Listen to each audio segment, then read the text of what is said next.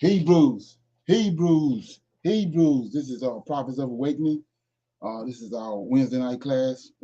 Reading through the Tanak, 26th of April, 2023. Okay, I'll let everybody know that you can go to our YouTube channel, Prophets of Awakening, check out our videos. We have a lot of information given in the videos. We connect dots for you and lead you into the truth of the Holy Scriptures. And if you like what you're hearing and receiving through these videos, I'm asking you to like, share, and subscribe to the channel. Okay. For those that don't know, this is a non-Messianic channel. We deal with the Tanak and the Torah. Tanak being the Old Testament, so-called Book of Remembrance, and the Torah is the first 5 books of the Old Testament that was given to Moses by the Lord of Hosts. Shalom and welcome to Prophets of Awakening, and welcome to our read through the Tanak. We're going to do our normal, which is a moment of silence, a prayer, we do a Psalms, some current events, a little need to know information, and some Q&A. Then we'll go into reading. I think we stopped off in Genesis. Okay. So this moment of silence is for the Lord of Hosts and Yahweh, our Creator, and all that they're doing to bring about the prophesied deliverance of Israel in these last days. Oh Lord, we come before Thee at this hour and time. Thank You and praise Thee for Thy strength and Thy love and Thy great power. Oh Lord, we come before Thee with praise because we understand now who You are, and we appreciate You, oh Lord. We appreciate Your love, appreciate Your wisdom, we appreciate Your consistency, and we appreciate Your presence and understanding. We understand Your position in heaven and upon the earth. Therefore, we come today seeking Thy wisdom and Thy spirit, patience, and Thy understanding. Peace be unto You. Okay. We read the Psalms. Shalom, everyone. Okay. I'll be reading Psalms 49. Hear this, ye people. Give ear, all you inhabitants of the world, both low and high, rich and poor, together. My mouth shall speak of wisdom, and the meditation of my heart shall be of understanding. I will incline my ear to a parable. I will open my dark sayings upon the harp. Wherefore shall I fear in the days of evil, when the iniquity of my heels shall compass me about? They that trust in their wealth and boast themselves in the multitude of their riches. None of them can by any means redeem his brother, nor give to God a ransom for him. For the redemption of their soul is precious, and it cease forever, that he should still live forever and not see corruption. For he seeth that wise men die, likewise the fool and the brutish person perish, and leave their wealth to others. Their inward thought is that their houses shall continue forever, and their dwelling places to all generations. They call their lands after their own names. Nevertheless, man being in honor abideth not. He is like the beasts that perish. This their way is their folly, yet their prosperity approve their sayings. Selah. Like sheep they are laid in the grave. Death shall feed on them, and the upright shall have dominion over them in the morning, and their beauty shall consume in the grave from their dwelling. But God will redeem my soul from the power of the grave, for he shall receive me. Selah. Be not thou afraid when one is made rich, when the glory of his house is increased. For when he dieth, he shall carry nothing away. His glory shall not descend after him, though while he liveth, he blesseth his soul, and men will praise thee when thou doest well to thyself. He shall go to the generation of his fathers, they shall never see light. Man that is in honor and understandeth not is like the beasts that perish. That's Psalms 49 in its entirety. And when I look at it, it's like David is trying to tell the people that, all this gold and riches and wealth that they lay upon and put their faith in, their spirituality, their trust, and all of that, it is nothing, and that they're they're just basically, getting away from the Most High, and he's letting them know that because of that, there's going to be some repercussions to this because they are still disobeying. They're putting trust and faith and all of that into um, the gold and the riches, like men are doing to this day, like Russia and China and all of the different countries that are putting that in because they are of the Canaanite um, spirit, is Russian and China, and they're trying to dominate, and they're not believing in the Most High, that He is the Creator and He, controls all. They're on the side of the Canaan spirit. Okay. Anybody else? Shalom. This is Cheryl. What I got out of that would be the old saying, "A fool and his money shall part." Okay. Um, that's what I got out of that. If you spend more time with material, it's good to have it, but don't worship it.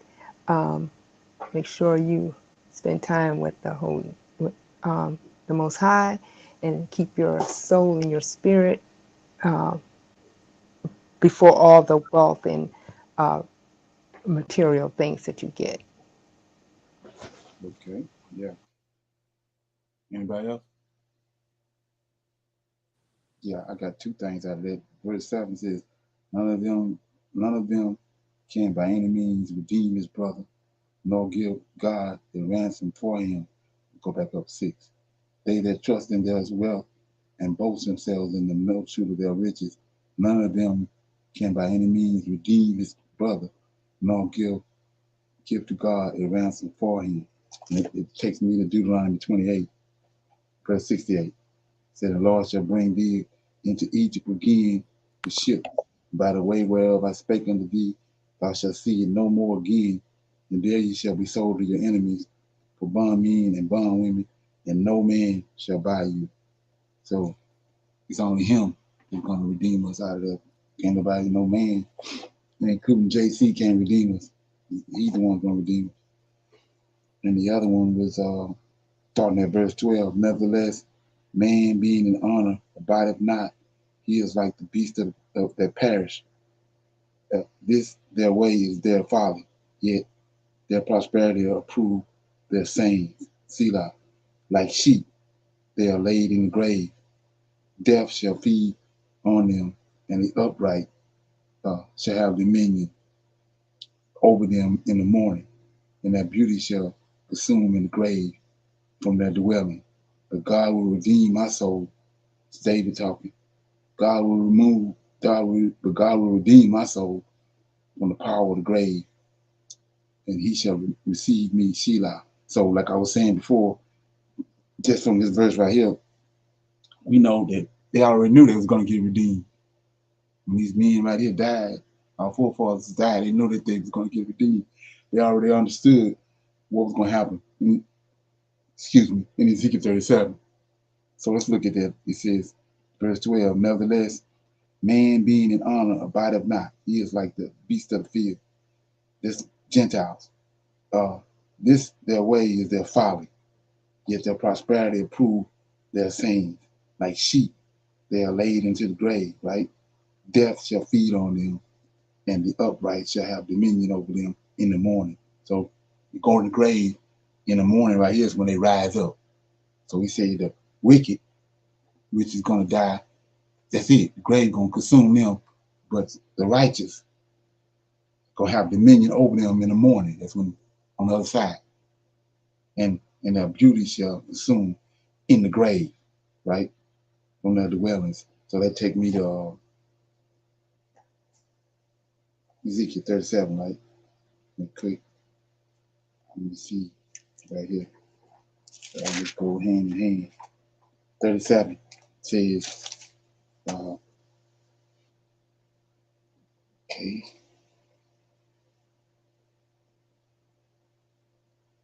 Yeah.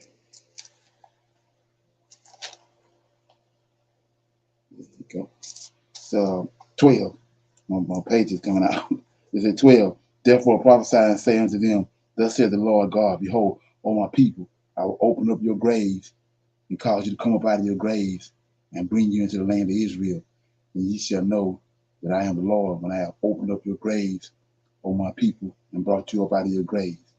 And I shall put my spirit in you, and ye shall live, and I shall place you in your own land.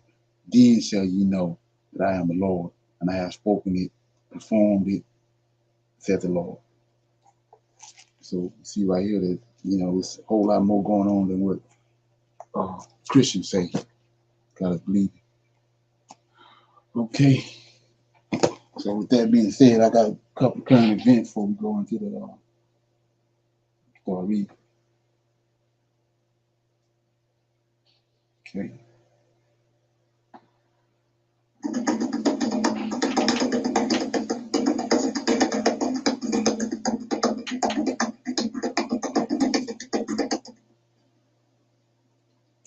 The development of the continent of Africa has been delayed and derailed throughout history. At one time, it was delayed by our detachment from the rest of the world, which deprived us of new ideas and innovations for economic progress. At other times, it's been delayed by superstitions that resist new inventions and solutions that threaten old ideas. For the longest time, it was also delayed by decades of colonial occupation as foreign nations from the West scrambled for Africa's resources and used them to develop their own industries while leaving Africa underdeveloped, the effects of which are still being felt today. And for a long time after that, Africa's development was held back by oppressive regimes and wars that stifled freedom and the expression of liberty.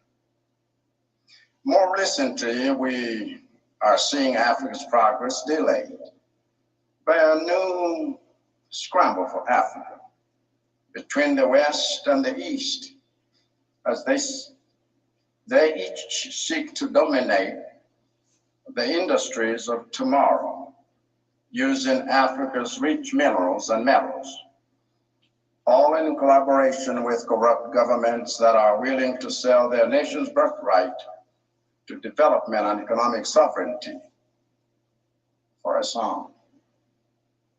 The result of all these delays is that Africa has been left behind.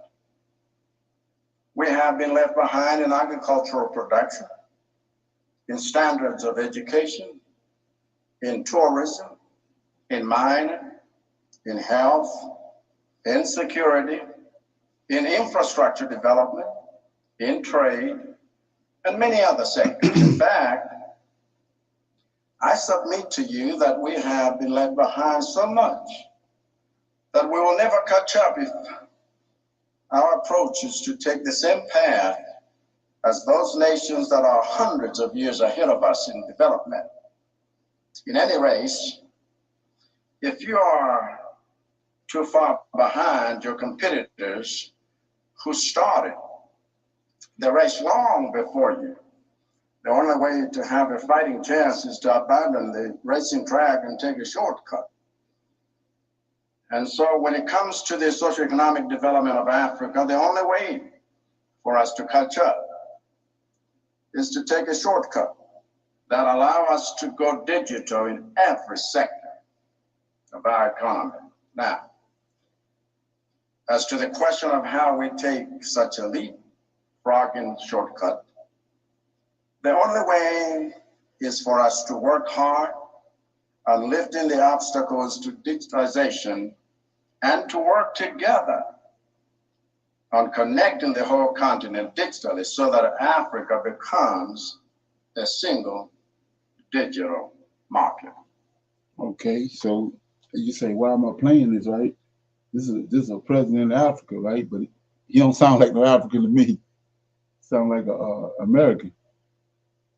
That stuck out to me, and it took me back to when I first got on YouTube. How Pastor Manny had said that was coming in the near future was they're gonna round up the blacks here in America, take them to West Africa where they got them from.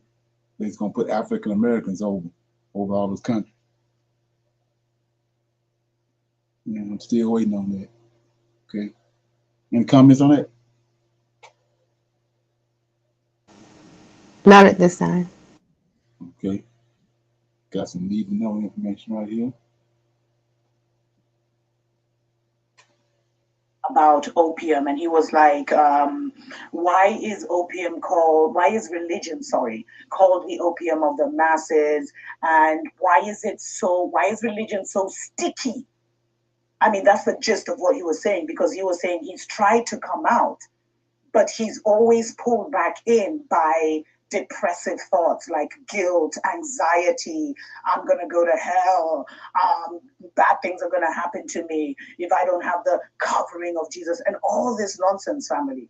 And he keeps getting stuck. Like, so, he'll be good, he'll be creating his best life, he'll be living his best life, and then he'll have a hiccup in his road, and it kind of like drags him back. He needs some more opium. He'll need some more religion, because religion really is the opium of the masses. And I thought it would be important, before I even expand on this, to explain, I looked up the basic definition of religion, and it actually even made me, it freaked me out. Listen to this. Opium is a depressant drug, which means it slows down the messages traveling between your brain and body. The opium poppy, from which opium is derived, is one of the earliest plants of which there is recorded medicinal use, but it has often been used, as a drug to kind of escape reality. And religion, family, the reason religion was the ultimate tool, and the reason why the Christianity was a military operation, please check the video I did on that, is because it was a drug they knew that we as a spiritual people would get hyper addicted to. That it would keep us in cycles, in loops for so long, because we are spirit. We are not flesh. But we dwell with those who are just pure flesh, and they're trying to be spirit. And the one thing they have always envied is how we just know stuff.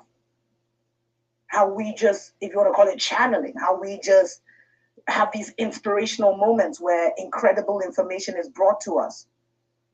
From how to cure cancer, to how to build helicopters, to all this stuff. Because every technology that exists today existed before today. And there's even more advanced technology that they're slowly releasing like this. But they knew that as a spiritual people,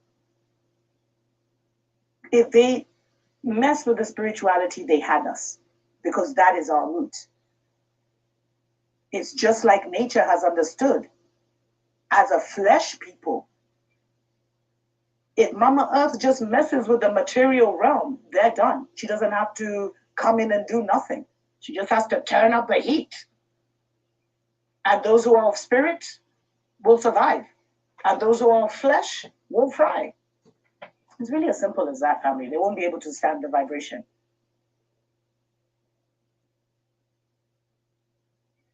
But it has been such a sad, sad day and season in the spiritual realms, family, and also fascinating, to be very honest. There's a lot of curious souls out there. That a spiritual people who are immortal, who are eternal, who never die, can be tricked and hoodwinked and confused and enslaved by a flesh people who have a time limit. And all they've been trying to do in this time limit is keep us in this loop so they could keep the timeline alive as they tried to figure out how to go into immortality. They thought they could just break through the freaking dome and get there. I mean, these people are crazy, family. They're dealing with some real psychopaths, some real narcissistic weirdos. They've taken our DNA and put it in them. They've taken our DNA and studied it. They've tried to discover what the God gene is. When they couldn't discover it, they created jibby jabs to destroy the God gene. All because they are of flesh. They have a time limit.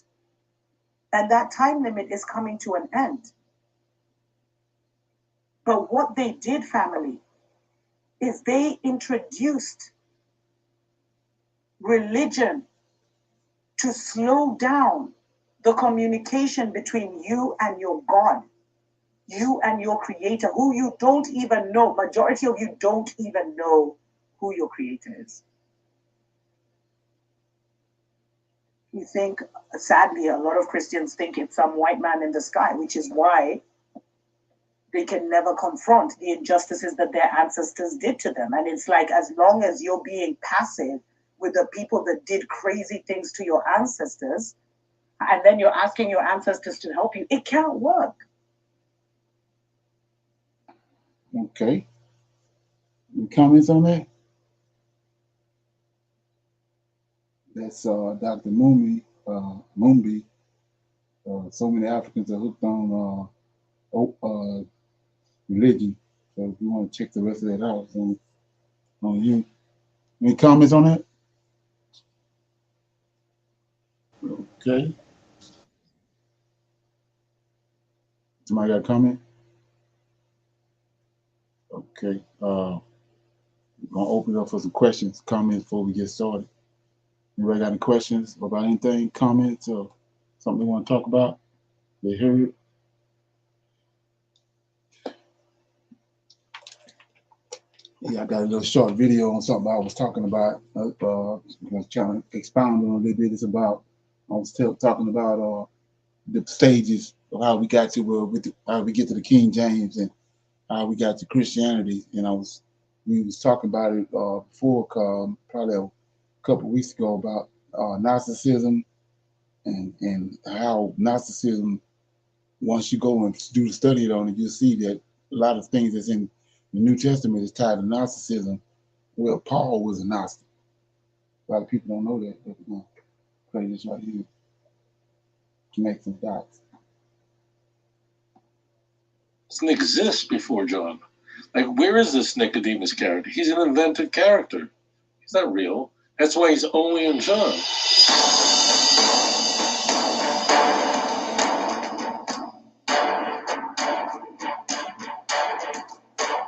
Now, do you think that's the origins of Gnosticism?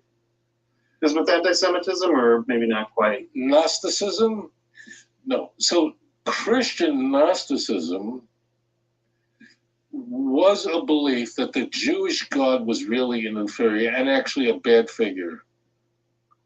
Christian Gnosticism. So Gnosticism had just so many iterations. It's so highly variegated. The only what Gnostic believers had in common is they saw a dualistic world where a greater God and lower gods, and the God of this world was just bad. Was bad, and we need to escape this world. And how do you get off this planet created by a malevolent deity? Yeah, so I was saying, we were talking about that. They got us brainwashed. Well, we try to see what's happening in the Old Testament in stories, and try to make dualism out of it with the New Testament. But you just heard what the man said about dualism. It's a god called Janus, got two faces, one in the front and one in the back. Paganism, that's where dualism come from. So what I had said was, before the Greeks showed up in the Middle East and showed up in Africa, the Egyptians they personified the sun. So they looked up and they saw the sun. They gave the sun human characteristics. That's who Horus is.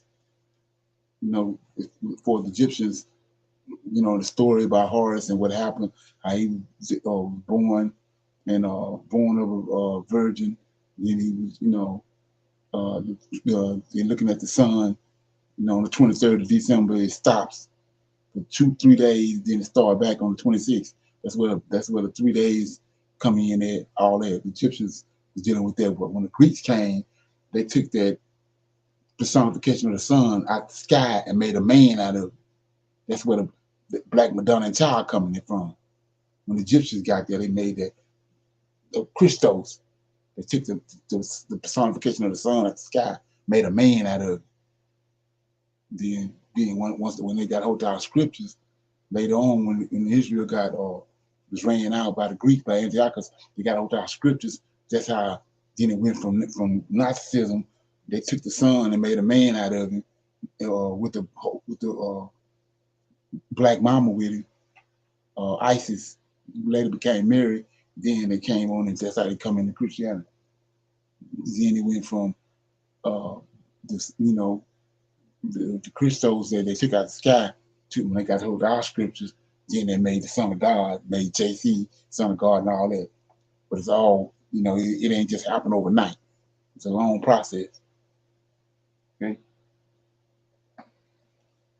Well, you need knowledge, special. That's like Paul is always talking about. He has special knowledge that can rescue you because it's a grand mystery, Ephesians 3:3. So the Gnostic Christians that emerged big in the 2nd century. So there were Gnostics before this, long before this, but Gnostic Christianity, which was huge, said that the God of the Jews, the God of the Old Testament, is the creator of this world, and he's a malevolent God.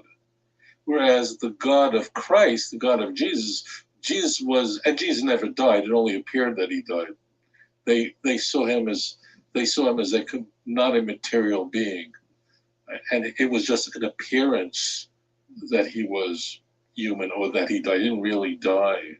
It just seemed that way. So Gnostic Christians were anti-Jewish, not in a conventional sense, as we would say anti-Jewish today. Of course, their views would have inflamed anti-Semitism, certainly, but their view was theologically more amped up. And that is that this whole world was created by the God of the Jews. The Jewish Bible, the Old Testament, was not a holy book at all because it was inspired by a malevolent God, the God of the Jews. And Christ was here not to die for anyone's sins, but to impart gnosis, knowledge, so that you can escape this world of the Jews.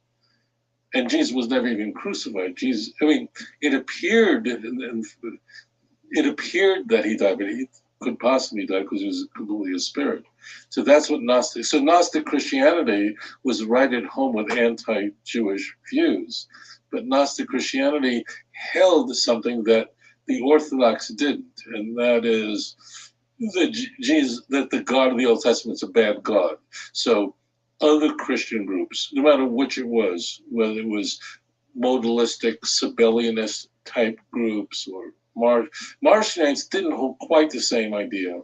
They felt that the God of the Jews were inferior, but it's similar. It's in the same kind of, there are many, many similarities. These were huge movements. The way we know again about them is because the church fathers wrote about them. There were church fathers who devoted their lives to just fighting them. They were opposed to anyone who was not, in their view, orthodox. So you had people in the 2nd century, 4th, 5th century so that's how we know about all these groups. So Gnostic Christianity was perfectly at home with anti-Semitism because they thought the Jewish God was an evil God. That's really pressing it. Yeah, and then instead of kind of focusing on Jews, it's the whole world, because the Jewish God is real, but the world is terrible. So they're not really focused so much on anti-Semitism, but it's kind of anti-everything. When Paul said that Satan is the Lord of this world, what does that mean? Again, it all goes back to the idolatry.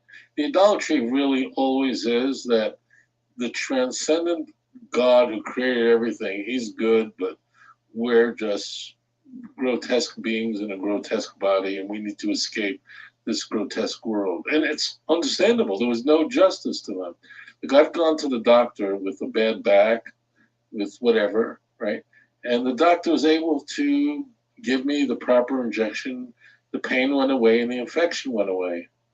And I'd ask the doctor, like, what did they do 100 years ago?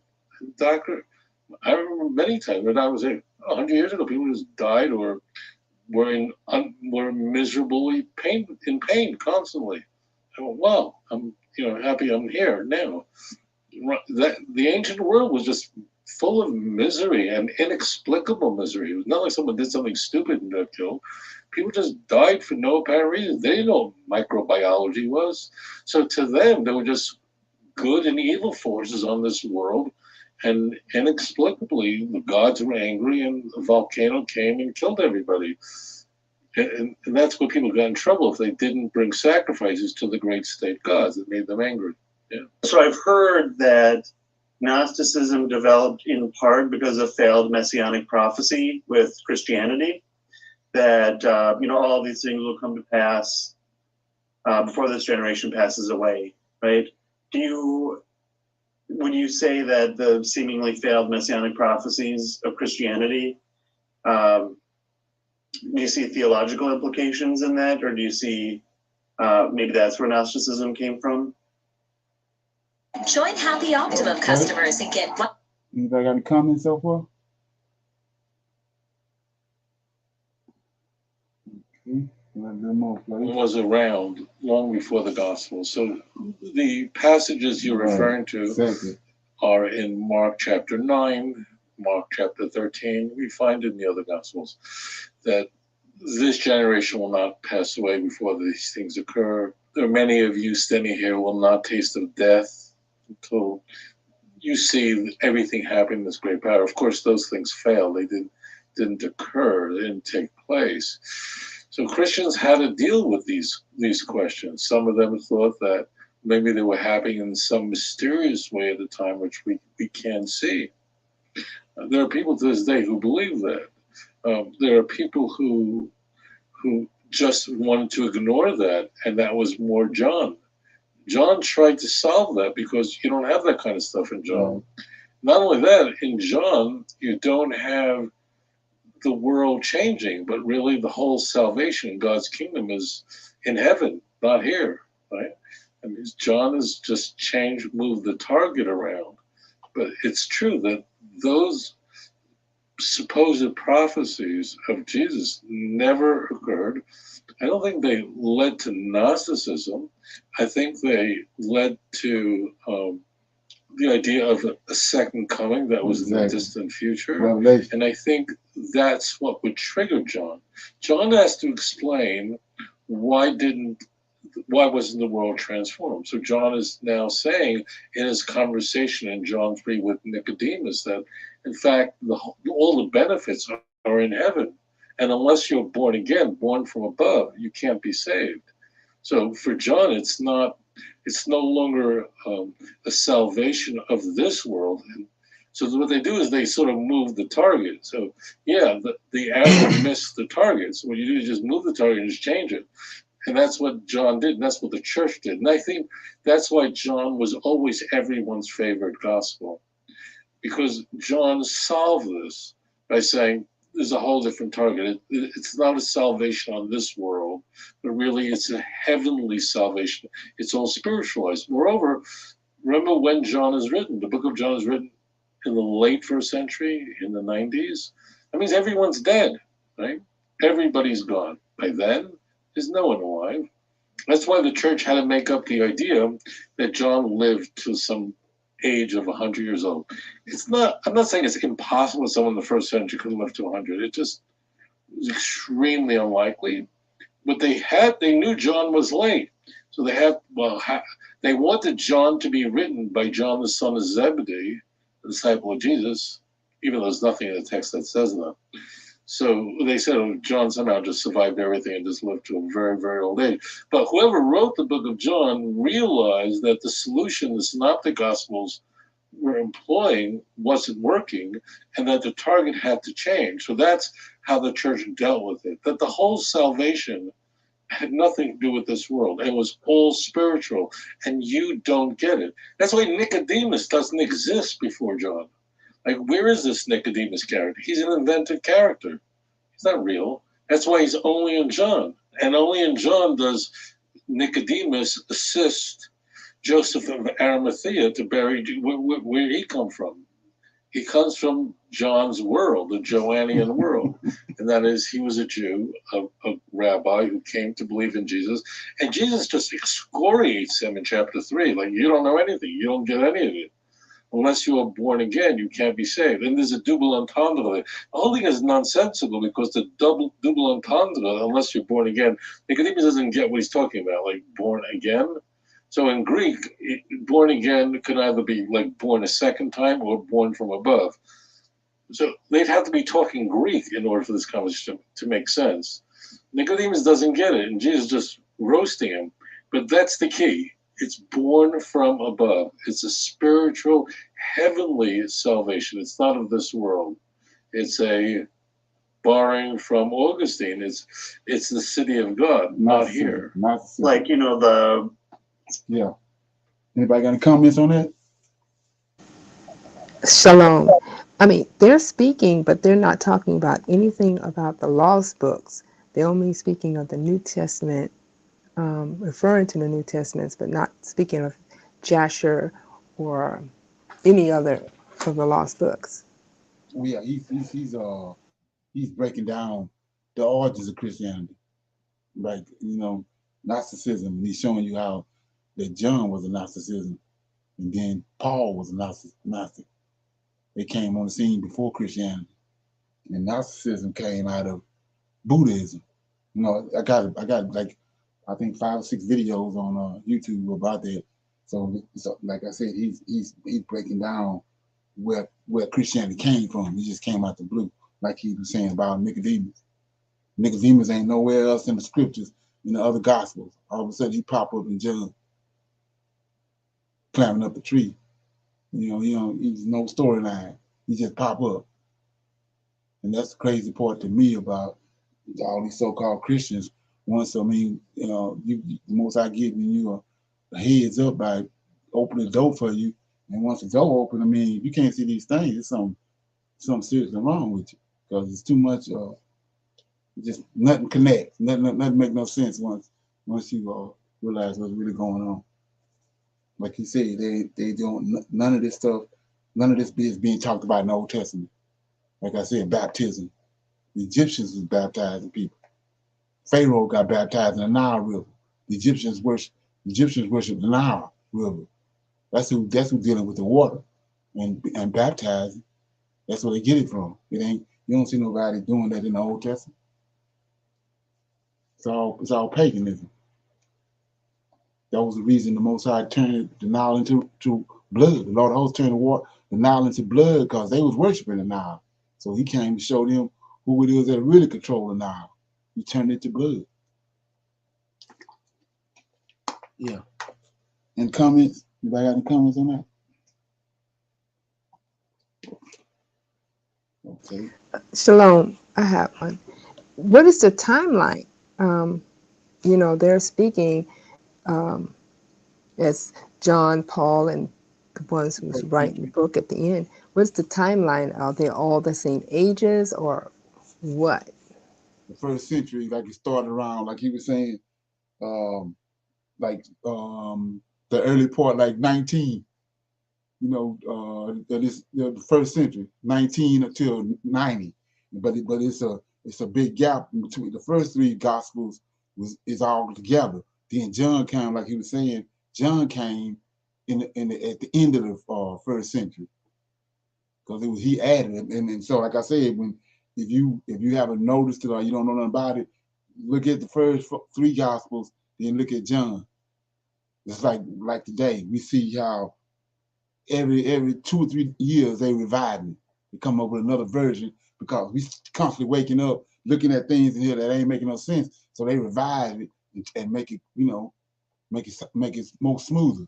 So John they had so many issues going on with the first three gospels, the questions that wasn't answered. So then that's when John came. That's why John's so late from the rest of them. When they made John answered all the questions. Yeah, let me read something out of here, John, show you how ridiculous this is. Okay. Like I said, I showed you in Genesis 1 and 2, right? That Yahweh is in verse 1 in Genesis. In verse 2, chapter 1, that says the earth was without form and void, darkness was upon the face of the deep, and the Spirit of God moved upon the face of the water. That's an angel. Angels are ministering spirits. Yahweh in verse 1, and Lord hosts in verse 2. And then it coming out of the gate and said, in the beginning. You don't need to go nowhere else. He's telling you right there what happened in the beginning. But John had to come back and trying to clean up Matthew, Mark, Luke, and John. Let's look at it. So you how absurd this is. So here you go right here. This John chapter 1, starting at verse 1. In the beginning. So we already got that over. We already got the understanding on that in Genesis chapter 1. So he's in the beginning was the word. See that now it's a word there. But we see in the Genesis Yahweh and his angel there. But it says, in the beginning was the word, and the word was with God, and the word was God. See, he overdoing too much. The same was in the beginning with God. All these things were made by him, and without him was not anything made that was made, right? In him was life, and life was the light of men, and the light of shining in the darkness, and darkness comprehended not. And that's a whole nother, going down a whole nother road. That's Prim road. You already got everything over here in Genesis telling you who's who when you start out the gate. John is redefining it. Yes, sir. Okay, yeah. Is there something? Yes, sir. Okay. Anybody else got anything before I started reading? I kind of got sidebarred last week. I was reading and I got off on some digress, I guess you can say. Let me get it. Bible. I think I was in chapter 7, if I'm not mistaken. I started 6. Okay. Okay, I start in verse chapter 6. It says, and it came to pass when men began to multiply on the face of the earth, and daughters were born unto them, that the sons of God saw the daughters of men that they were fair, and they took them wives of all which they chose. And the Lord said, my spirit shall not always strive with man, for that he also is flesh, yet his days shall be 120 years. And there were giants in the earth in those days, and also after that, when the sons of God came in unto the daughters of men, and they bore children unto them, and the same became mighty men, which were of old, men of renown. And God said that the wickedness of man was great in the earth, and that every imagination of the thoughts of his heart was only evil continuously. And it repented the Lord that he had made man on the earth, and it grieved him in his heart. And the Lord said, I will destroy man, whom I have created from the face of the earth, both man and beast, and the creeping thing, and the fowls of the air. And it repented me that I have made them. But Noah found grace in the eyes of the Lord. Says, and so let's look at that. Just a couple things. Verse 3 says, the Lord said, my spirit shall not always strive with man, for that he also is flesh, yet his days shall be 120 years.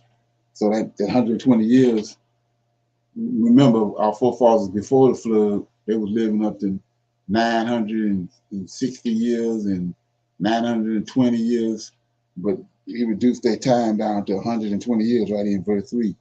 And the reason being is that's how long he gave Noah before the flood to warn the people and to prophesy to them about the rain was coming. It was 120 years. He preached to them. It was Noah, Lamech, and Methuselah that was preaching to the people, telling them that the flood was coming, the deluge, and nobody listened.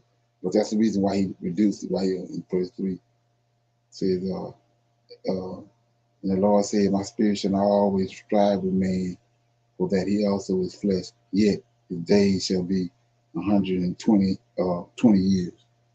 So we see right here, he reduced it. That's the reason why we're not living as long as our forefathers.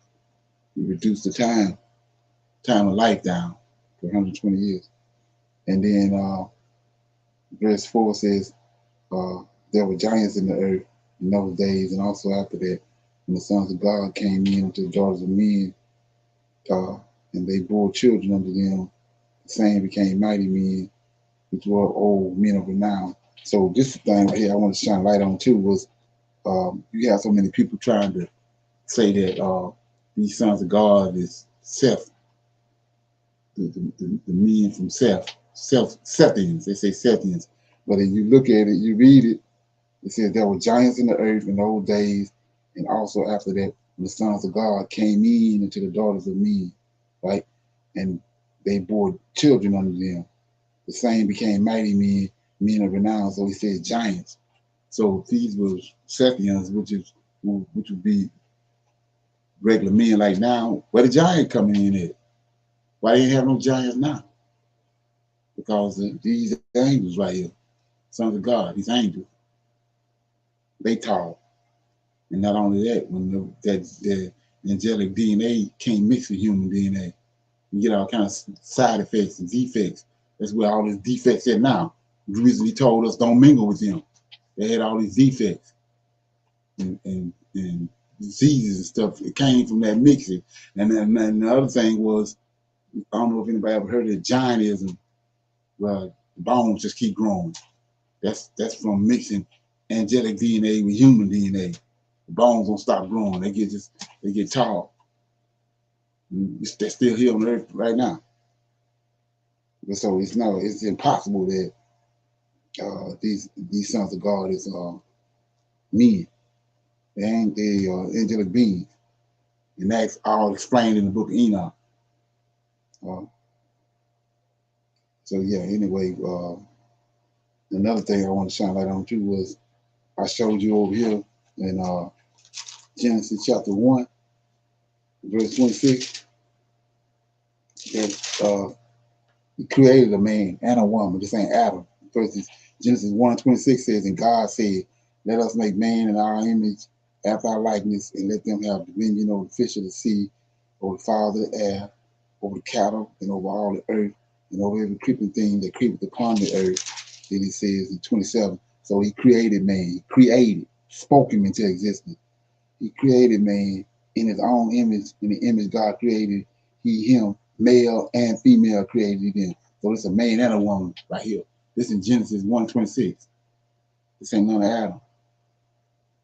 Then he came in verse chapter 2, verse 5, and he said, verse says, and every plant of the field before it was in the earth, and every herb of the field before it grew. For the Lord God had not caused it to rain upon the earth, and there was not a man to till the ground. So these two different men, right? And so all you got to do is look at the wording. So he says there was not a man to till the ground. So we already got a man over here that's over the fish of the sea and all this. But then he said you need a man to till the ground, till the ground. And then chapter 2, verse 8, it's all lined up. It says, and the Lord God planted a garden eastward of Eden, and there he put the man whom he had formed. See, I just showed you 126. He created that man. He created him with the woman, spoke him into existence. This man right here that he formed in Genesis chapter 2, he put him in the garden, keep the garden. And so you got so many people that's fumbling with this right here too. And I was showing you in chapter 3 about what happened in the garden with the serpent and with Eve and Adam. Verse 14, he had 13, 3 and 13, he asked the question. The Lord God said unto the woman, what is this that thou hast done? You got to ask that question. What is it they done? So they had sex. That's how you got Cain, right? So it says, and the woman said, the serpent beguiled me, right? Which means wholly seduced. So anyway, we get to verse 15, it says, and I will put enmity between thee and the woman, and between thy seed and her seed. They tell you, they answer the question. That answers the question he asked up there. What is it that they done? 15, I will put enmity between thee and the woman, between her seed, thy seed and her seed. Ain't but one way to get a seed. When you're dealing with humans, they came together. So I read that to read this, what I just read, when dealing with the sons of God. Verse 4, there were giants in the earth in those days after that, when the sons of God came in unto the daughters of men. Same thing, sex. Negroes fumbling with it. Says, when the sons of God came in unto the daughters of men, and they bore children unto them, the same became mighty men in the earth. Same thing, telling you right here. Illicit sex, unlawful sex.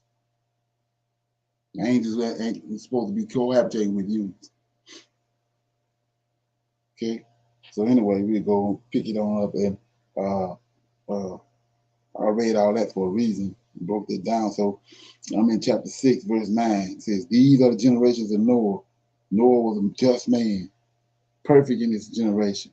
And Noah walked with God. And Noah begot 3 sons, Shem, Ham, and Japheth. The earth also was corrupt before God, and the earth was filled with violence. And God looked upon the earth, and behold, it was corrupt, and all flesh had corrupted its way upon the earth. I'm going to read that again, because it's going to come into play in a minute. It says 12, and God looked upon the earth, and behold, it was corrupt, right? For all flesh had corrupted his way upon the earth. So when we say all flesh, that means the men on the earth too, right? Everybody. Yes. All humans. So he says right there, all flesh. He didn't say just the animals. He says all flesh that can corrupt their way, which is what he designed them to do. They ain't doing what they're supposed to do because these fallen angels came down and told everything off. So 13, and God said unto Noah, the end of all flesh. See that word, all flesh. The end of all flesh has come before me. For the earth is filled with violence through them. And through who? These fallen angels. And behold, I will destroy them from the earth. Make thee an ark of gopher wood. Room shall thou make in the ark, and shall pitch it within and without with pitch. And this is the fashion which thou shalt make it. The length of the ark shall be 300 cubits, and the breadth of it 50 cubits, and the height of it 30 cubits. A window shall thou make to the ark, and in a cubit shall thou finish it above, and the door of the ark shall thou set inside thereof, with lower, second, and third stories shall thou make it. And behold, I, even I, do bring a flood of waters upon the earth to destroy all flesh, wherein is the breath of life. See that? So we from them with that. From under heaven, and everything that is in the earth shall die. But with thee will I establish my covenant, and thou shalt come in unto the ark, thou and thy sons and thy wives, and thy sons' wives with thee, and every living thing, here you go again, and every living thing of all flesh. See that? Every living thing of all flesh, two of every sort shall thou bring into the ark, to keep them alive with thee. They shall be male and female. So that takes us right back here, Genesis 26. He made a man and a woman. He created a man and a woman in Genesis 1:26, male and female. He's telling them right here, get a male and a female from all flesh. There's humans, there's other humans on the earth too. See that? 20. And fowls after their kind, and the cattle after their kind, of every creeping thing that is in the earth after his kind, two of sort shall come into the ark to keep them alive. And take thou unto thee of all food that is eaten. Okay. It says, and take thou unto thee of all food that is eaten, and thou shalt gather it to thee, and it shall be for food for thee and for them. Thus did Noah according to all that God commanded him, so did he. So that's verse 6, chapter 6. Any questions, comments on chapter 6? Shalom. Yes.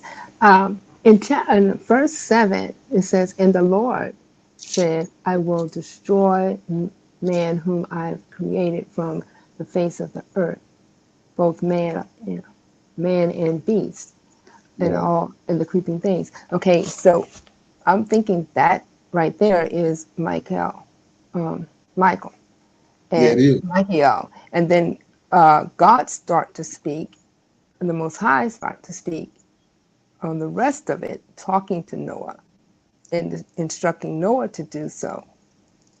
And this is where it sounds like he all said he made a mistake of creating the man and the female and the beast because they became corrupt.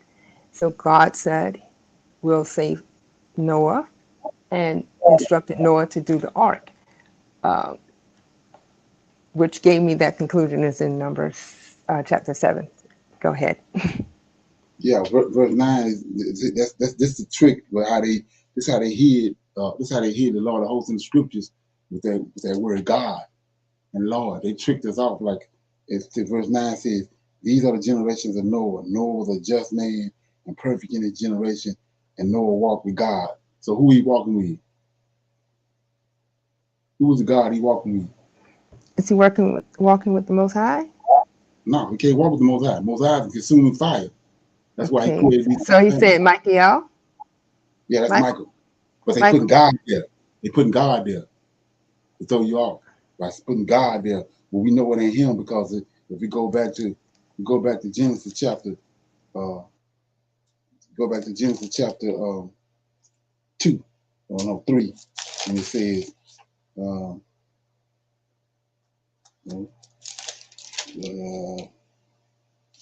chapter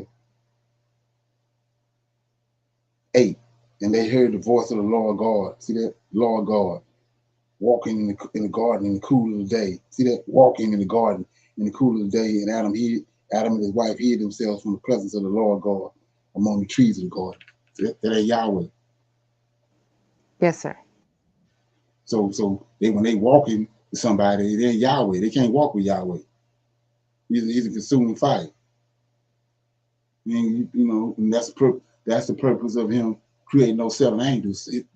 That's his servants. He formed those 7.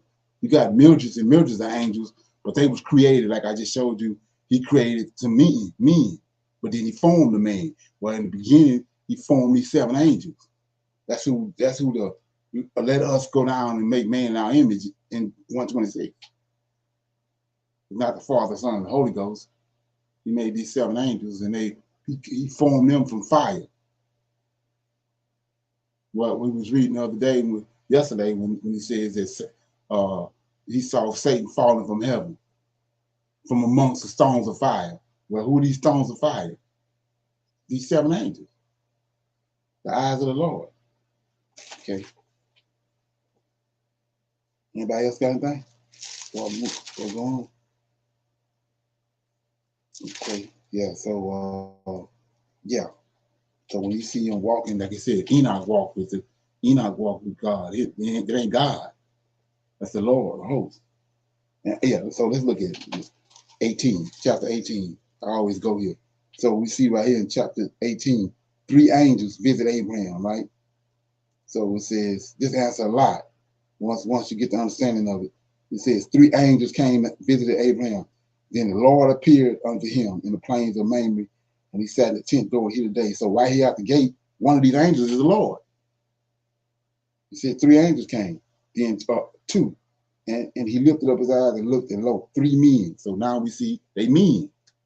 They appear to us as men. So who is this that came down in 126 and said, let us make man in our image? Them, not Yahweh.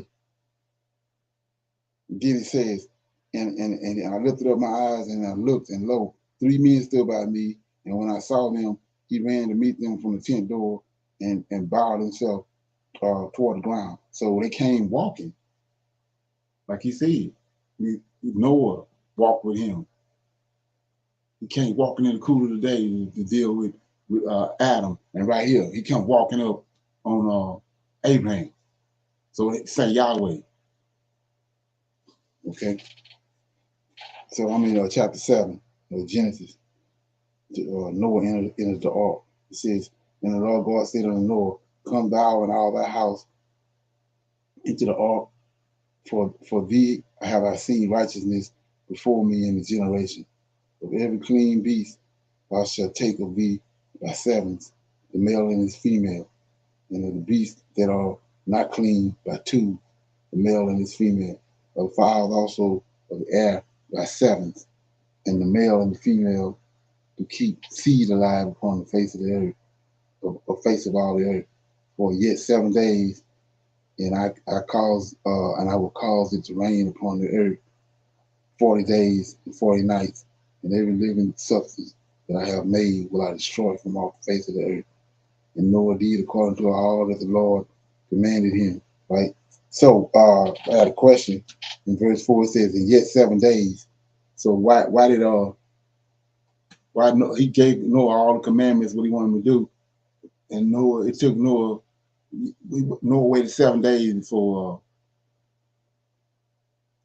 it was started raining. Anybody understand the meaning of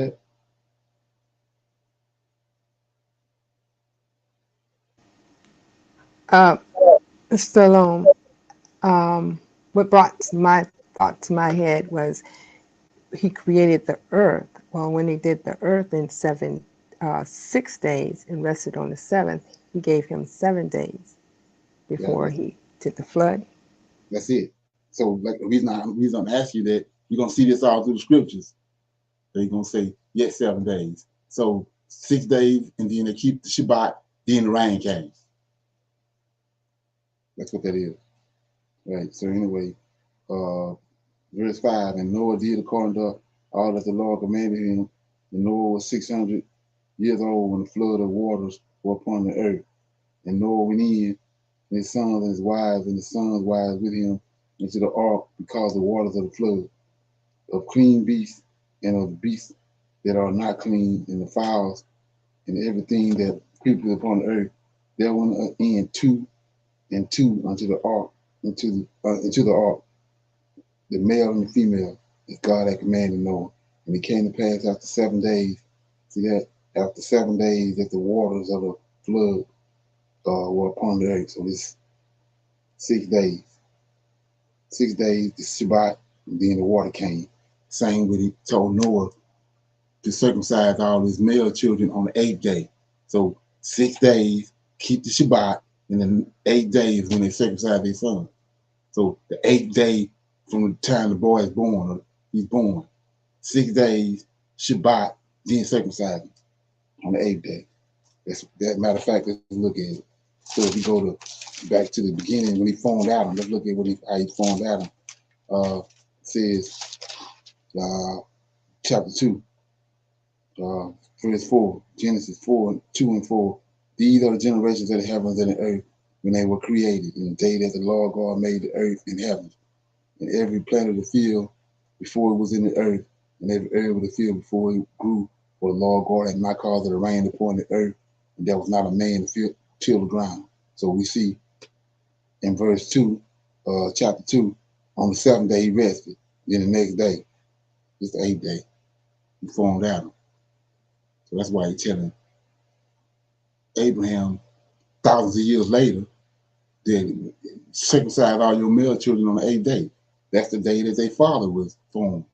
Adam was formed on the eighth day. Okay? Yeah, so let's see where I'm at.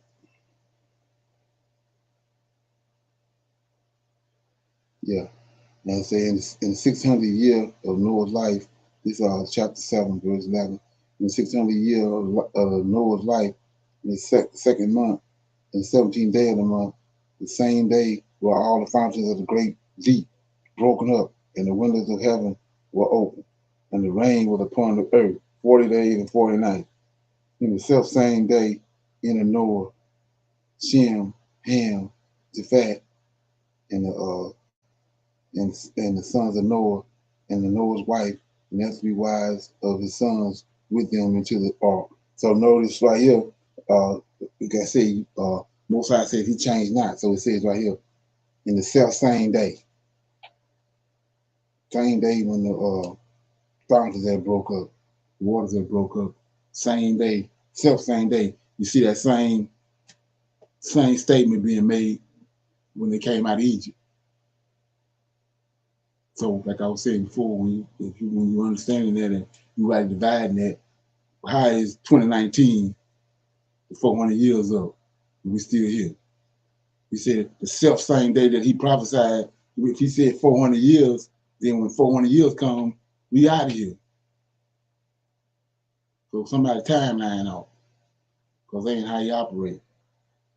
So anyway, 17, and the flood was 40 days upon the earth, and the waters increased and bore up the ark, and it was lifted up above the earth, and the waters prevailed and were increased greatly upon the earth, and the ark went upon the face of the waters, and the waters prevailed exceedingly upon the earth, and all the high hills that were under the whole heavens were covered.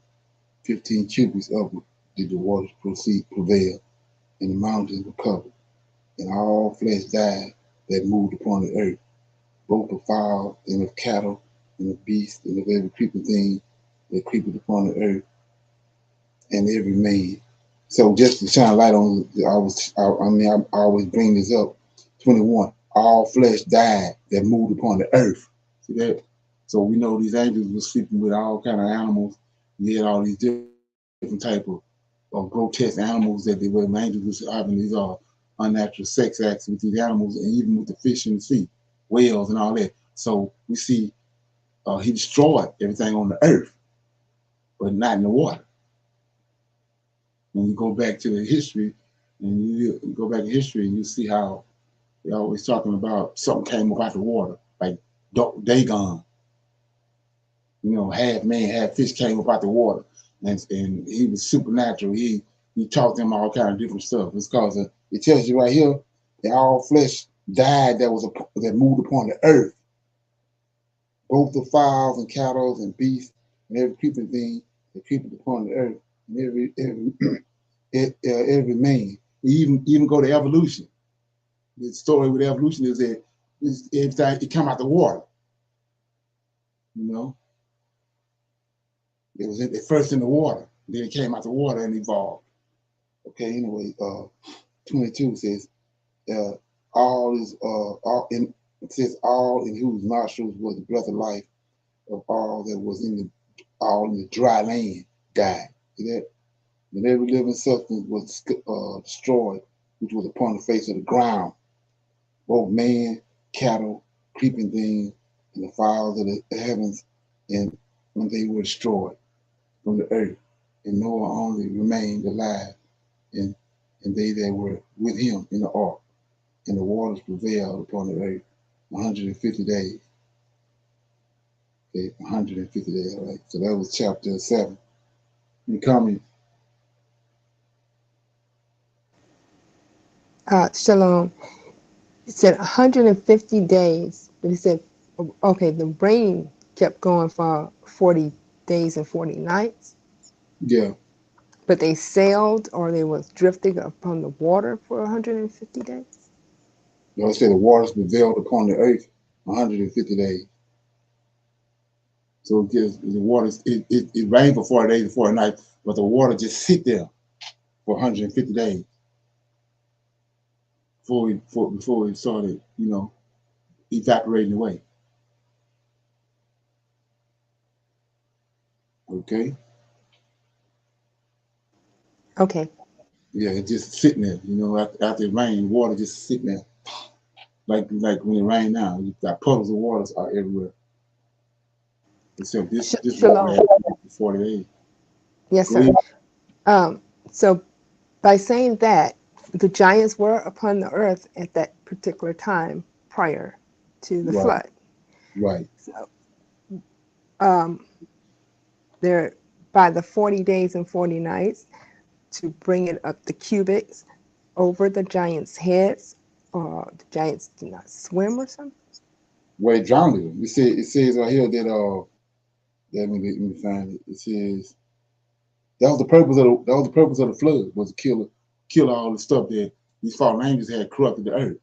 And they had giants on the earth, and these giants was cannibalistic. They was eating men, eating humans, eating up everything else, eating up all the cattle, the vegetation, and everything. So that was the reason the waters came. It says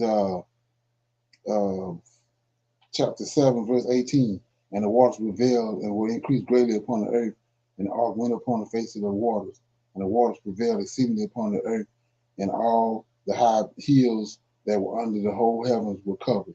50 cubits upward did the waters prevail.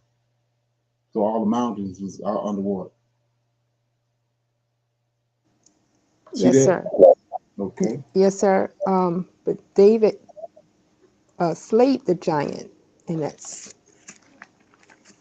after Noah, correct? After the flood? Yes, sir. Yeah, they had 2 incursions. They came back after the flood. More giants came back. And fallen angels came back after the flood. Oh, okay. Right. Yeah, Thank you. That's how you got more giants. Yeah, that's what the Canaanites, all those 7 nations in Genesis chapter. Let's look at it. Genesis chapter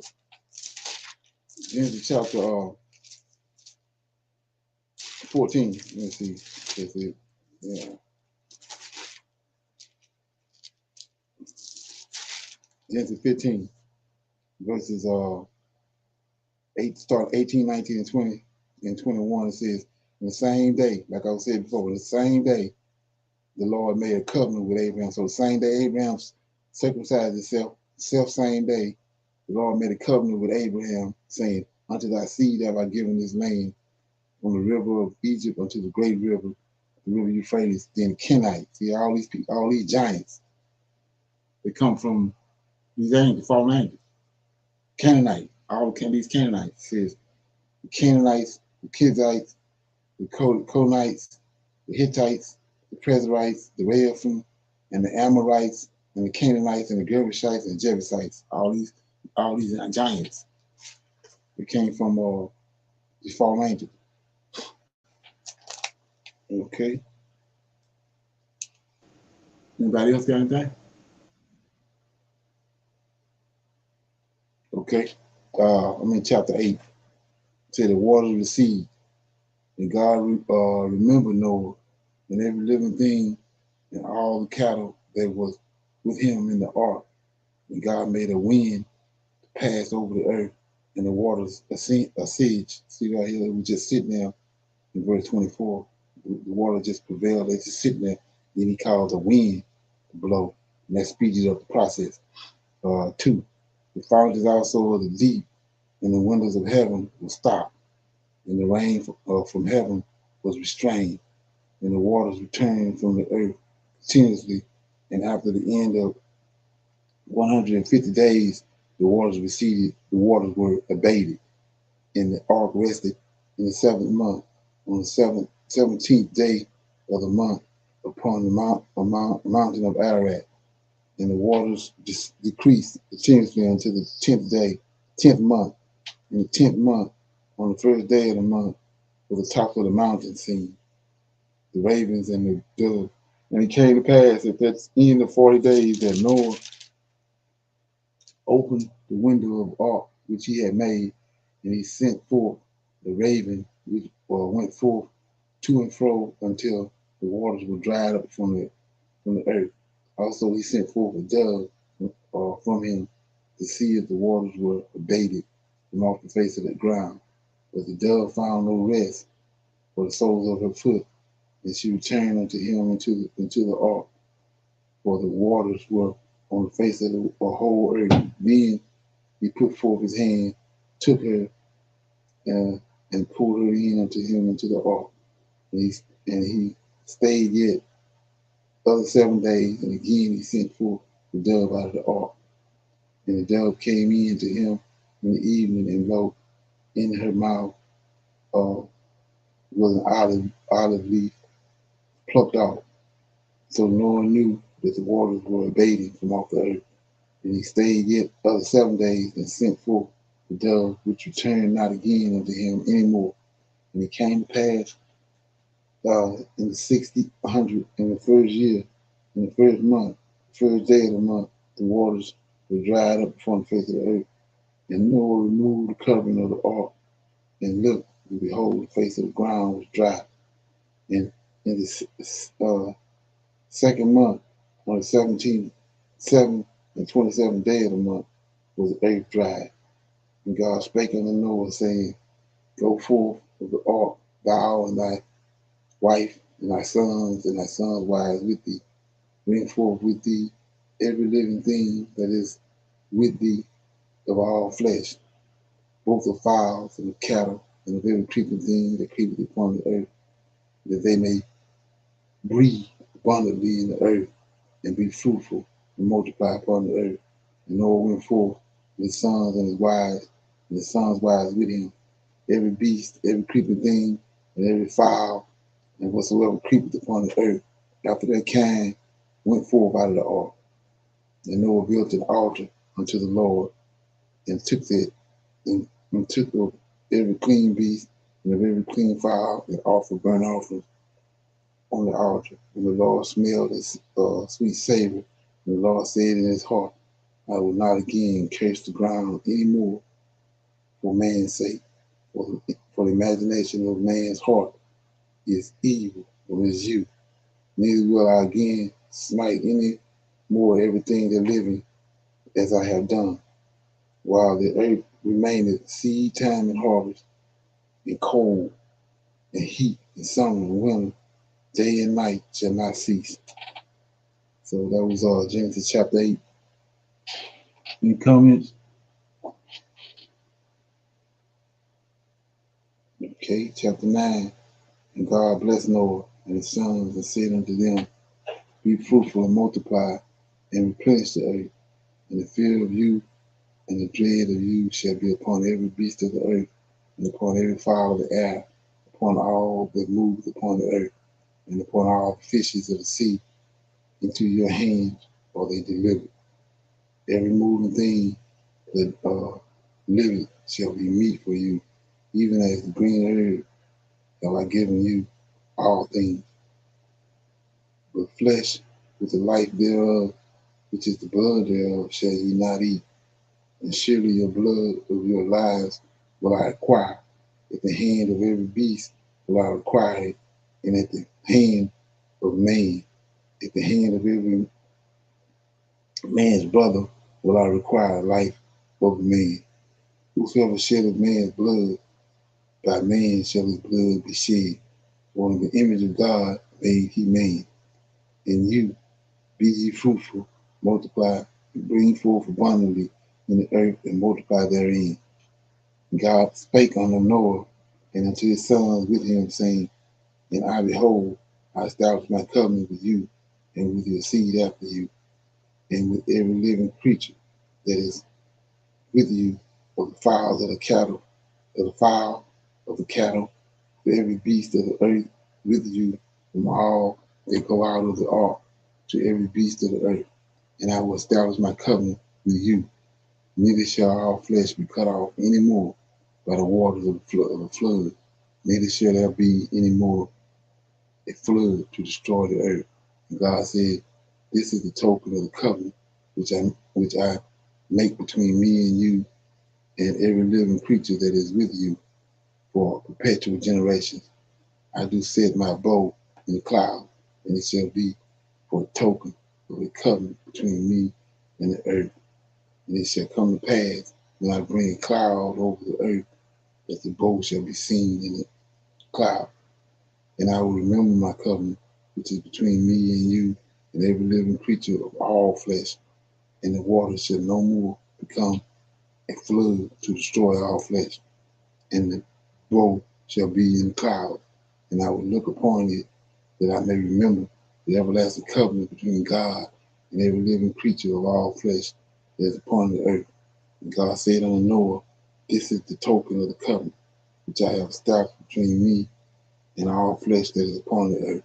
And the sons of Noah that went forth from the ark were Shem and Ham and Japheth. And Ham is the father of Canaan. These are the three sons of Noah, and of them was the whole earth overspread.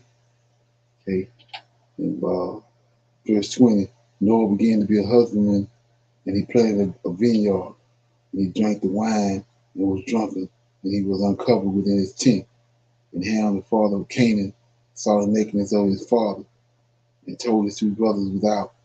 And Shem and Japheth took garments and laid it upon both their shoulders, and went backwards, and covered the nakedness of their father, and their faces were backwards, and they saw not their father's nakedness. And Noah awoke from the wine, and knew that his younger son, and knew what his younger son had done unto him. 25, and he said, cursed be Canaan, the servant of servants shall he be in his unto his brethren. And he said, blessed be the Lord God of Shem, and Canaan shall be his servant. God shall enlarge Japheth, and he shall dwell in the tents of Shem, and Canaan shall be his servant. And Noah lived after the flood 350 years, and all the days of Noah were 950 years, and he died. Okay, so that was the end of chapter 9. So I want to deal with this chapter 20 through 29. It says Noah began to get husbandmen in the earth, and he planted a vineyard. So you notice that in the beginning, he made Noah a tiller of the ground. I mean, he made Adam a tiller of the ground. Because a husband and a tiller of the ground is the same thing as green thumb. So, and then not only was Adam a tiller of the ground, Cain was too. Let's look at it. It says that, let's look at it. Chapter 4, verse 1. Adam knew his wife Eve, and she conceived and bore Cain, and said, I have gotten a man from the Lord. And she again bore his brother Abel. Abel was a keeper of the sheep, but Cain was a tiller of the ground. So Cain is a tiller of the ground in Adam. And then so all Noah is doing right here in verse 20, 9 and 20, he's just doing what he was created, what he formed him to do, to keep the ground. It says Noah became a husbandman and planted a vineyard. That's what Adam did. He said the man whom he formed, he took him and put him in the garden. So Noah just doing, what's in his DNA. But anyway, go to 21, and it says he drank of wine and he was drunken, and he was uncovered within his tent. So let's look at what this uncovered means and get to the bottom of it. So if you go to Leviticus, you're going to see what this uncovered means. Okay. Leviticus chapter 18.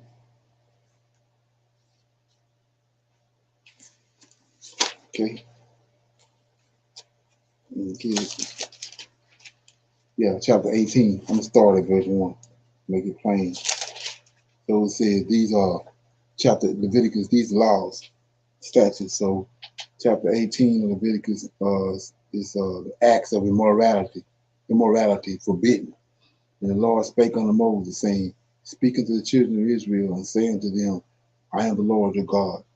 After the doings of the land of Egypt, wherein ye dwell, shall ye not do. And after the doings of the land of Canaan, whither I bring you, shall ye not do. Neither shall ye walk in their ordinances. So let's look at that right quick. So if you go back to Genesis chapter 10, and you go to Genesis 10, you're going to see that from verse 13 all the way down to 20 is giants.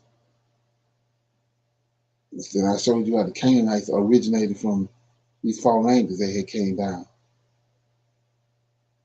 Right? And so we see right here that he told them in Leviticus chapter 18, and the Lord spake unto Moses, saying, Speak unto the children of Israel, and say unto them, I am the Lord your God, after the doings of the land of Egypt. So we see Nazarene is these giants, and they coming out of the lineage of Ham. So we said Nazarene and Egyptians the same people. They're descendants from these fallen angels. That's what that I notice that I am on the end of their name. The giants, denoting the giants. So he told them, don't act like them. And that's where we are right now. Got kicked out over here. We doing what everybody else doing, but we didn't ascend from them, and we had nothing to do with them. But because of our punishment, we over here, living that, behaving like they behave. So he says, speaking to the children of Israel and saying to them, I am Lord your God, after doings of the land of Egypt, right? Wherein ye dwell, shall ye not do. And after the doings of the land of Canaan, both of these, Egypt and Canaan, giants there, whether I bring you, shall ye not do, neither shall ye walk in their ordinances. So not only do we have ordinances, they got ordinances, right? Not only do we have knowledge and wisdom, they got knowledge and wisdom. They're the same.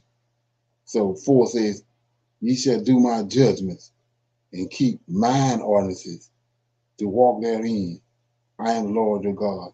And ye shall therefore keep my statutes and my judgments, which if a man do, he shall live in them. I am the Lord. None of you shall approach to any that is near kin to him to uncover their nakedness. So here we go. This is breaking down what nakedness means. So it says, none of you shall approach to any that is near kin to him to uncover their nakedness. I am the Lord. So back to like I showed you, sexual connotation. To uncover somebody is, is to have a relations with them, sexual relation with them. So it says, none of you shall approach to any that is near kin to him to uncover their nakedness. You see right here, that means sex. I am the Lord. Right? Let's keep going. We're going to go all the way in on that. He says, the nakedness of thy father or the nakedness of thy mother shall thou not uncover. She is thy mother. Thou shalt not uncover her nakedness. Then 8, the nakedness of thy father's wife shall thou not uncover. It is thy father's nakedness. So Noah's nakedness is a wife. So we're starting to see the picture. There's sex going on in all these instances, and they got us fumbling with it. But we see right here, Noah's nakedness is his wife. So it's a woman right here in Genesis chapter 9, verse 20.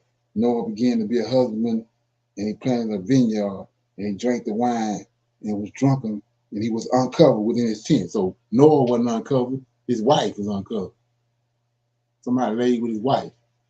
And so when you rightly divide that, we see in verse 25, Noah woke up from his sleep, right?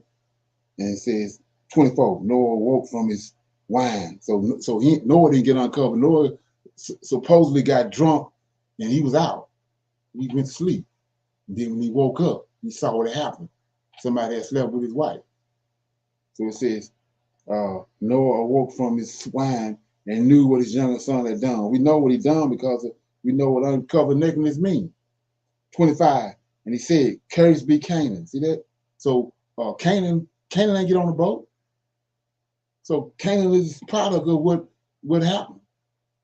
So he cursed the Canaan in the womb. Same situation we looking at in Genesis with Cain. He said, "Thy seed and her seed." Then Eve had 2 kids. One of them the serpents and one of them Adams. And we see right here, one of them uncovered Noah's nakedness. It's Japhet, in case you're familiar with it. Japhet uncovered Noah's nakedness. And that's what you're looking at. Cain, and then Noah awoke, cursed Canaan. Canaan didn't get on the boat. Cain is he the product of what had happened. So it says, it says, "And a servant shall he be unto the brethren." And he said, "Blessed be the Lord God of Shem." So this, I wasn't gonna go here, but I'm gonna go ahead and break it down. I showed you where he said, "Go 2 of all flesh," right? And put on the ark, all flesh, humans, everything. So you got a man and a woman he created on the 6th day. That's Ham. Ham ain't none of Noah's son. Then we see how wicked Japhet is. Japhet the one slept with Noah's wife. So look, so you say, what are you talking about? Well, look what the scriptures say. 26, and it's the Lord God. And he said, "Blessed be the God of Shem." See that? He ain't say, "Blessed be the God of Japhet and Ham." He says, "Blessed be the God of Shem, and Canaan shall be his servant." He ain't mentioned Ham. 27, "God shall enlarge Japhet, and he shall dwell in the tents of Shem, and Canaan shall be his servant." See, they ain't on his son. He told him to get a male and a female from all flesh. Cain's serpent got a seed, so he had to get a male and a female from them. That's Japhet's descendants. Then he had to get a male and a female from the 6th day man. And then Noah and his wife and their son, Shem. That's how you break that down. If you don't break that down, you're going to be lost. So anyway, 28, "And Noah lived after," okay, I read all that. I mean, chapter 10. Any comments? Okay. Everybody good? Shalom, this is Cheryl. Okay. When you were speaking about Canaan being in the belly of Noah's wife, Right. and that he said to bring onto the boat. Now, Right. did they bring on someone other than his 3 sons and 3 daughters-in-law? No. Japhet ain't none of his sons. So you look at that, look at verse chapter 10, verse 2, right? One moment. Genesis 10 and 2. Yes, sir. I'm there. So it says the sons of Japhet, Gomer, Magog, Midian, Javan, Tubal. Remember, Cain got a son called Tubal. In Genesis chapter 4, verse, look at Genesis 4, I think 26, 25. You see? One moment, sir. Yes, sir. Tubal. So we got a son right here. Tubal means, when you go and look at the word the etymology of the word Tubal, descendants of Cain. So right here, after the flood, we got Japhet. He got a son called Tubal. Tubal. And you got a son over there in chapter 4 of Genesis, son named Tubal. Tubal Cain. This Cain's seed. Okay, so anyway, and then go to if that's the case, if Japhet is his son, let's go to Genesis. Let's go to Ezekiel right quick. Hold that page. Go to Ezekiel right quick to 38.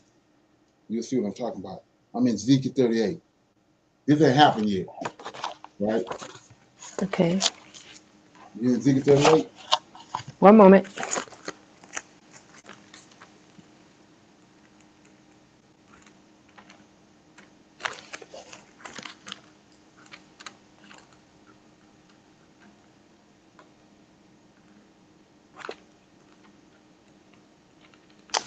Sorry. I'm getting there. Sorry that. Okay.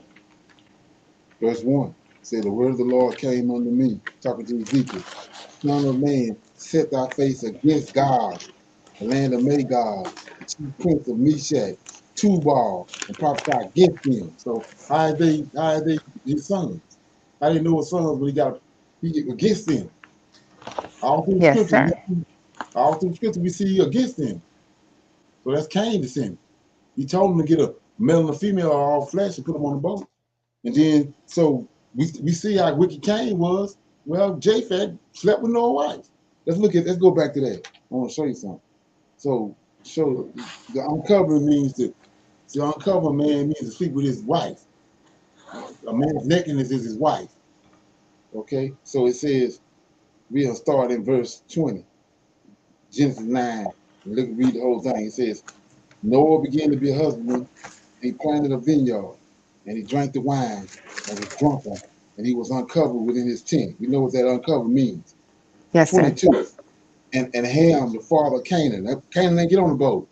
They're going to see right there. But anyway, Ham, the father of Canaan, saw the nakedness of his brothers. So it wasn't Ham, it's Japheth. But we're going to keep going. And Ham, the father of Canaan, saw the nakedness of his father. So and told his two brothers out. Right? So watch this. So 23 give you the answer. Shem and Japheth took garments and laid them upon both their shoulders and went backwards. See that? It's a woman there. Japheth just raped her. So they going back, they went backwards. It ain't Noah ain't laying there. They going backwards with a garment to cover the woman up that's laying there. They going backwards. So Shem knew that Japheth had dishonored his mother. Right, exactly. And Canaan is the product of it. Because Canaan didn't get on the boat. Canaan is the seed from what it happened.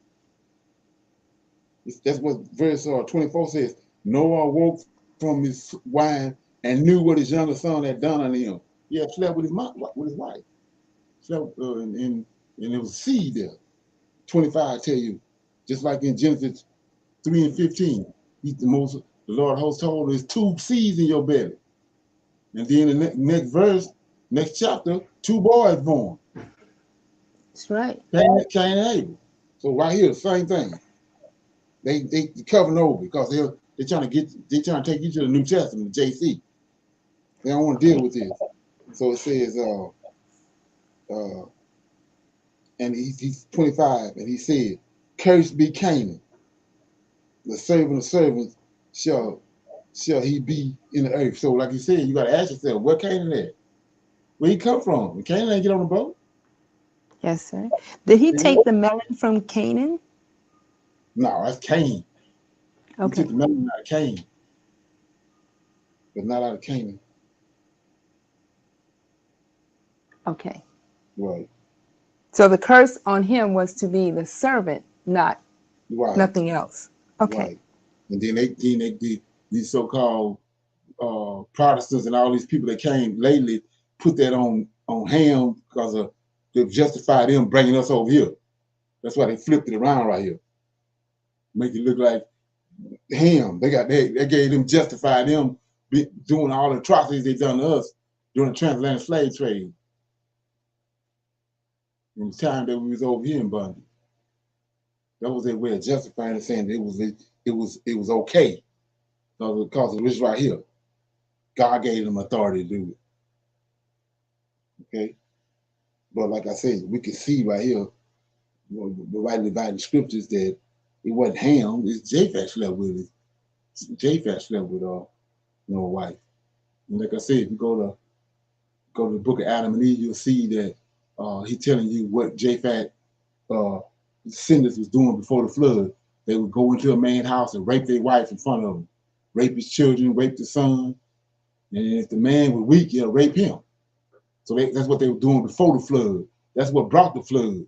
So the Most High told him to get a male and a female from all flesh. So we got a male and female from Cain flesh. So when the water receded, like we just saw him, and they got ready to get out the boat, he picked back up where he started from. He raped Noah's wife violently. That's why they walking backwards with the garments to cover up. Okay, so it's a woman there, but they don't want you to know that. Just like it's a woman in the garden. Okay. Yeah. So I'm in chapter 10. I'm gonna read chapter 10 and I'm closing out right there. So it says, anybody else got a question? Chapter 10. Now these are the generations of the sons of Noah: Shem, Ham, Japheth, and unto them were born after the flood. Sons of Japheth: Gomer, Magog, Midian, Javan, Tubal, Meshach, Tyrus. The sons of Gomer: Ashkenazi. See, that's Ashkenazi. That's the people that's over in the land of Israel right now. Ashkenazis, Rephaim, and Tamagog. And the sons of Javan: Elisha, Tarsus, Kittim. Kittim is the Romans, and Dedan. By these were the isles of the Gentiles divided in their lands, everyone after his tongue, after their families in their nation. So I'm gonna read this right quick, because because it might be, some people might be not, thrown off on this. 5. By these were the isles of the Gentiles divided, right? So Japhet is the Gentile. Ham ain't no Gentile, and Shem ain't no Gentile. Verses 1 through 5 lets you know Japhet is the Gentile. So let's look at it. And you tell me if that's Ham, if that's Noah's son. Let me get it. Okay. Okay. Give me a minute.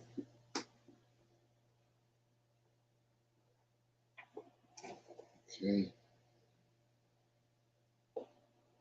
I don't know if y'all purchased the book of Adam and Eve, but you might need to get a chance and go to eBay or Amazon and get it used. Book of Adam and Eve. So here we go right here. It says,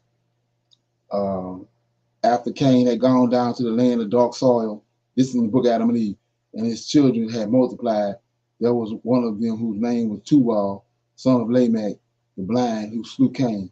Satan came to Tubal in his childhood and made a variety of trumpets and horns, string instruments, cymbals and pastries, and lyrics and harps and flutes. And Tubal played them at all times, at every hour. And when he had played them, Satan came to them, so that from among them there were heard beautiful and sweet sounds that seized the heart with delight. Then he gathered many crowds to play on them, and when they played, it greatly pleased the children of Cain, who fanned themselves with the flames of sin among themselves, and they burned with fire while Satan inflamed their hearts with one another, and lust increased among them. Satan taught Tubal to make strong drink out of corn, and Tubal used this to bring together crowds upon crowds and houses of drink, and brought into their hands all kinds of fruits and flowers, and they drank together. And Gunan did, and Tubal did this to multiply sin greatly. He also acted with pride and taught the children of Cain to commit all manner of grossness, wickedness, which they did not know until then, and he put them up to all kinds of deeds which they did not know before.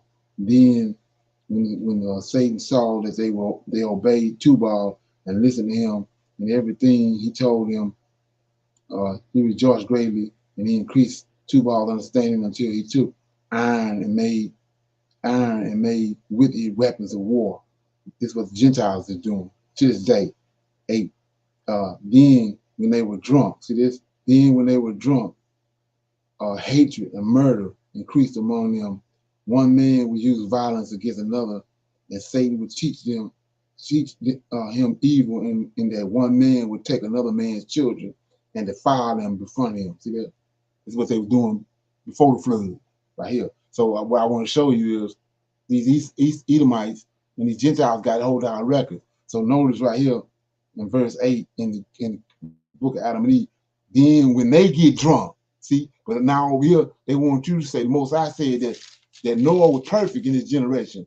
That's the reason he chose Noah. But right here, 20, then not Noah began to be a husband and he planted a garden and he drank wine and he was drunker. See, Japhet was the one drunk. See how they denigrate Noah?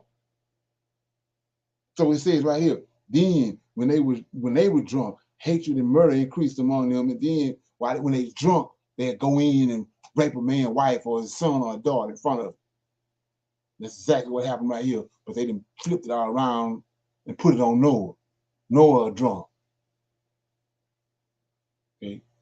Let that friend make. So anyway, let me give you one more situation. So that's right. That show you that's Japhet descendant. Yeah, the Jubilees. Yeah, that was Japhet descendants. Let me get over here and Jubilees that quick. And so this is what the Most High commanded the children of Israel when it came to the Gentile. You tell me if it's his son or not. Okay. Cheers.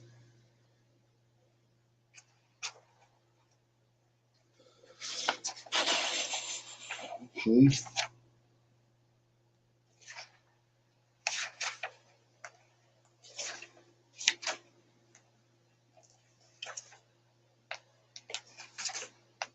In a minute.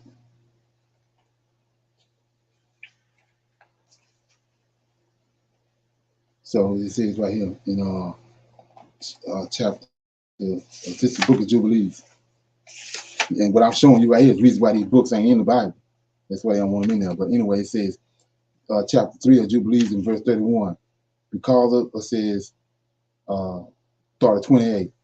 On that day was closed the mouth of all beasts and of cattle and birds and whatsoever walketh and whatsoever moveth, so that they could no longer speak, for they had all spoken one to another with one dialect and with one language. All flesh that was in the Garden of Eden, he sent out of the Garden of Eden, and all flesh was scattered according to its kind and according to its type, to the places that had been created for them. Of all the beasts and cattle, only Adam alone he gave the ability to cover his chain, right? It's back to the uncovering of nakedness, right? So because of this, it is prescribed on the heavenly tablets as touching all those who know the judgment of the law, and that they should cover their shame and not, look at this, and should not uncover themselves as the Gentiles do. So we just read over in Genesis chapter 10, these are verified, these are the eyes of the Gentiles. See that? So how is they Noah's son? When he's telling them right here, don't uncover yourself like the Gentiles do. So if Ham is his son and Shem his son, they doing the same thing to Gentiles. The Gentiles supposed to be his son. Where the Gentiles get it from? If they know a son, they ain't none of his son. So anyway, I guess a couple more precepts. Says, it's a commandment he gave them flat out about the Gentile. Okay. And these scriptures trying to hide from me, but I'm gonna find it. It says,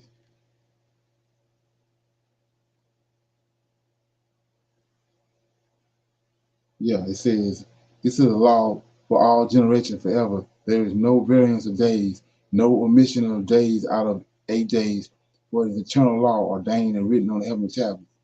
Everyone that is born, the flesh of whose foreskin is not circumcised. And it, okay.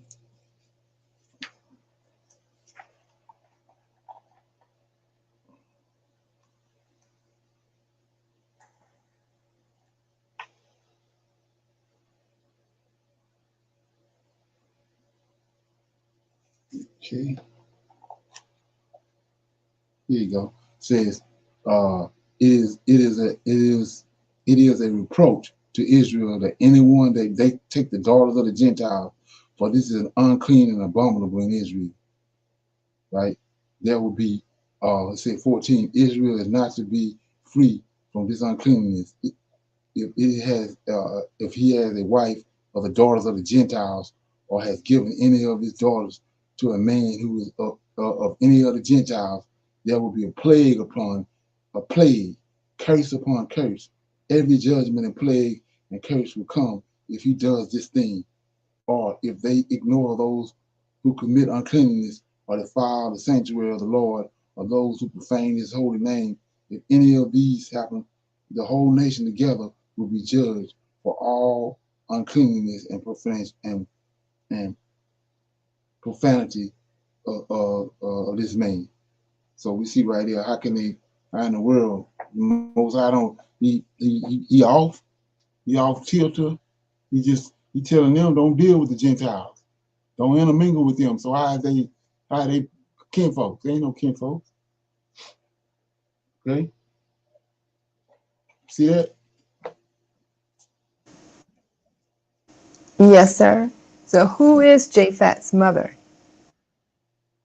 Japhet's mother let me see. Well, you got to follow Cain's lineage.